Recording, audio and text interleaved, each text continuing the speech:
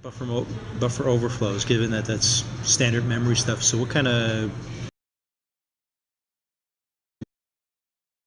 buffer overflows, given that that's standard memory stuff? So what kind of tools?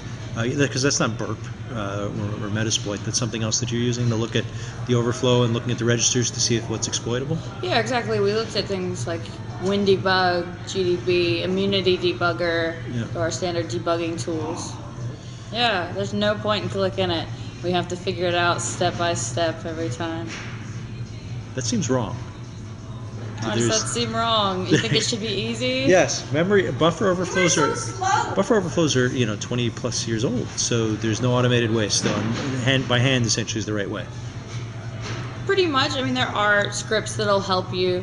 It'll make the attacks easier, help you formulate the string. But particularly when I have students who want to learn to do the latest and greatest exploits, a lot of them, they aspire to win pwn to own. So they need to learn the basics first to get to that. So they need to get those basics down. So doing a script that wouldn't help them get it in their head what they need to know. Got it. And how did you learn everything? Because did somebody train you, or was this hands-on, read a book, figure it out? I did a fair amount of just looking online, look at things like exploit database and figuring it out, making mistakes, scratching my head, and finally getting it right. Things are going really well. I just graduated from Mach 37, the Cyber Accelerator, a couple of months ago, and we've gotten amazing traction.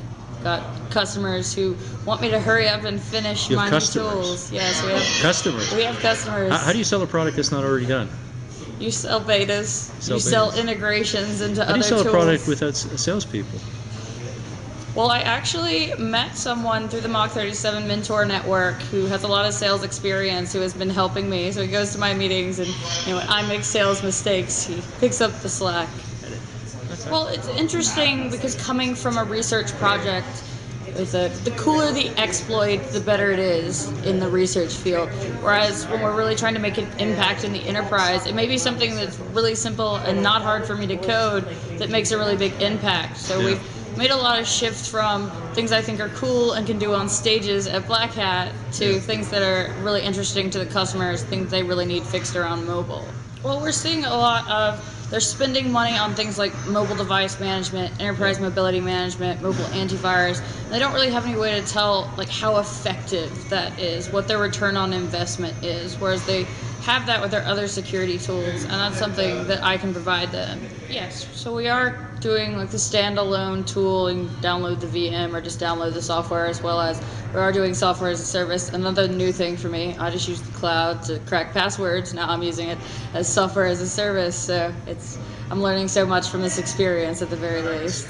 Yeah. So what are you looking at for GAs or product cadence, as it were? Well, our original roadmap was just to take the entire consulting edition, get it out, then do an enterprise edition.